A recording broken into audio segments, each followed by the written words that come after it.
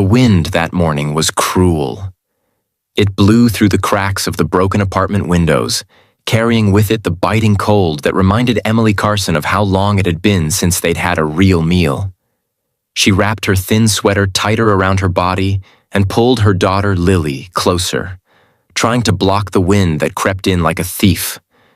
The small kitchen was empty except for a chipped plate, an old mug, and a box of cereal that had nothing left but crumbs. Emily looked at her sleeping child, 7 years old, cheeks hollow, hands cold even beneath the blanket, and whispered, "We'll eat tomorrow, baby. I promise." But deep down, she didn't know if tomorrow would come with food or just another empty promise. If you believe in kindness, second chances, and miracles that come when hope is almost gone, please like, comment, share, and subscribe to the channel. Because stories like this one remind us that compassion still exists in this world. Emily hadn't always lived like this. Just 3 years ago, she had a husband, a home, and a life that felt safe. But when her husband, Daniel, was killed in a construction accident, her entire world shattered. The company refused responsibility, the insurance was delayed, and soon Emily was drowning in unpaid bills. She tried working double shifts as a waitress, but when Lily fell sick and needed hospital care, Emily had to choose between staying by her daughter's side or keeping her job. She chose her daughter and lost everything else. Now, every morning, she woke up with one mission: to find enough for Lily to eat. Some days it was bread from the church pantry, other days just tap water and a forced smile. Emily had learned to pretend that hunger didn't hurt as much when you smiled. But Lily was too young to understand pretense. Every time her little girl asked, "Mommy, when will we eat again?" Emily's heart broke into 1,000 pieces. That morning, Emily decided to go into town. She had seen a small cafe, Harper's Diner, that looked warm and kind, at least from the outside.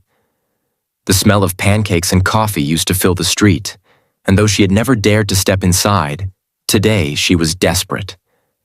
She told Lily they would just look around, but in truth, she prayed someone there might have mercy on them. When they entered, the warmth of the diner felt almost holy. The clinking of cups, the chatter of families, the sound of sizzling eggs. It was like stepping into another world.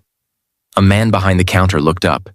He was tall, around 35, with a quiet strength in his eyes.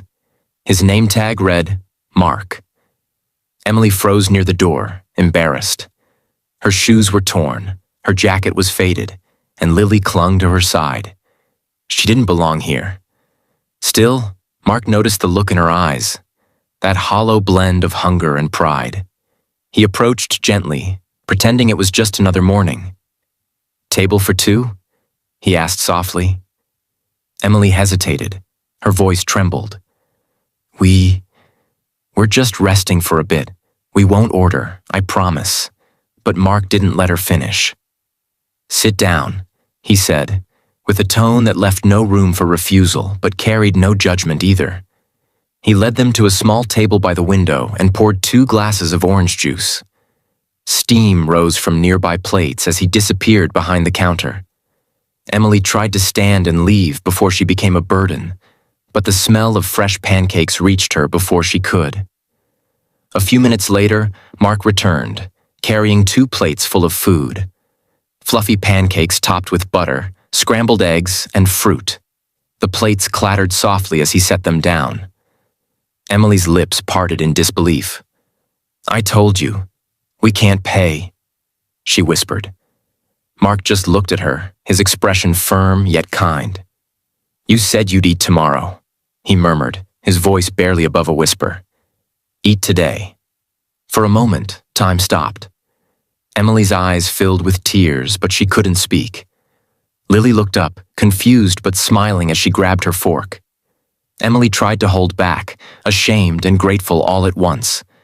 She watched her daughter eat with joy she hadn't seen in weeks. And in that instant, she realized that kindness didn't need permission. Mark didn't ask questions. He simply sat across from them, as if sharing breakfast with strangers was the most natural thing in the world. The warmth of the food filled their bodies, but it was his gesture that filled their hearts. For Emily, who had forgotten what dignity felt like, it was more than a meal. It was a reminder that someone still saw her. After they finished, she tried to thank him. "You don't know what this means to us," she said quietly, wiping her eyes. "I do," he replied, looking down at his coffee. "A long time ago, I was the one waiting for someone to feed me too." Mark told her that years ago, after his wife's passing, he had lost everything, even the will to live. He had slept in his car for months until a stranger helped him find work and a reason to keep going. "I made a promise that day," he said. "Whenever I see someone hurting the way I was, I'll remind them that today still matters." Emily didn't know what to say. It was the first time in years someone had spoken to her with empathy instead of pity. Days passed, and Emily began visiting the diner again. This time not for food, but for work. Mark offered her a part-time cleaning job, insisting she take it as helping him out. Slowly, she began to rebuild. Lily would sit by the counter, drawing pictures for the customers while Emily cleaned tables. The smell of coffee and maple syrup became the smell of healing. But not everyone was kind. One afternoon, a wealthy customer noticed Emily cleaning and muttered loudly, "People like that shouldn't be around diners like this." The words hit Emily like a knife. She froze, gripping the rag in her trembling hands. Mark overheard and stepped forward calmly. "People like her are the reason this place has a heart," he said firmly. The room fell silent. Emily turned away, tears streaming down her cheeks. Not from pain this time, but from gratitude. In time, Emily started to save a little. Mark helped her set up a small bank account and guided her through budgeting. He even gave Lily a small school bag and helped enroll her in the local elementary school. For the first time since Daniel's death, life began to bloom again. Emily worked hard, learning the ropes, eventually serving customers with the same kindness she once received. One cold winter morning, a woman came into the diner, thin, weary, and clutching a small boy. Emily recognized the look immediately, hunger mixed with pride. She approached with a gentle smile and said, "Take a seat." "I'll be right back." She poured 2 glasses of orange juice and filled plates just like Mark had done for her months ago. When the woman tried to refuse, Emily smiled softly and whispered, "Eat today." The woman burst into tears, and Mark, watching from the counter, couldn't help but smile. The cycle of kindness had begun again. The weeks turned into months, and soon the diner became a symbol of hope for many. Mark and Emily became more than co-workers. They became partners in compassion. He admired her strength. She admired his heart. Together, they turned Harper's Diner into more than a restaurant. It became a refuge for anyone who needed a meal, a smile, or a reminder that tomorrow always begins with kindness today. One evening, as the diner lights dimmed and the last customer left, Emily sat across from Mark with a quiet smile. Lily was asleep in the corner, her little hand clutching a crayon drawing of a family. A man, a woman, and a child, standing under the sign Harper's Diner. Emily looked at Mark and said softly, "You changed our lives." He shook his head. "You just needed someone to remind you that you still had one." Outside, the snow began to fall gently against the window, coating the streets in white. For Emily, it no longer looked cold. It looked peaceful. She realized that the world hadn't given up on her.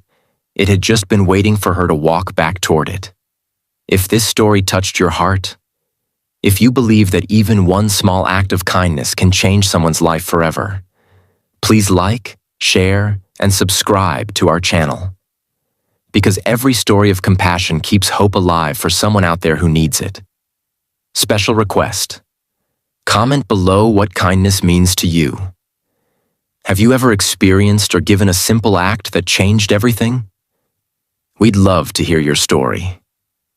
As the snow kept falling outside, Emily blew out the last candle on the counter and whispered a prayer of gratitude. She looked toward Mark and smiled, remembering that morning when he had said, "Eat today."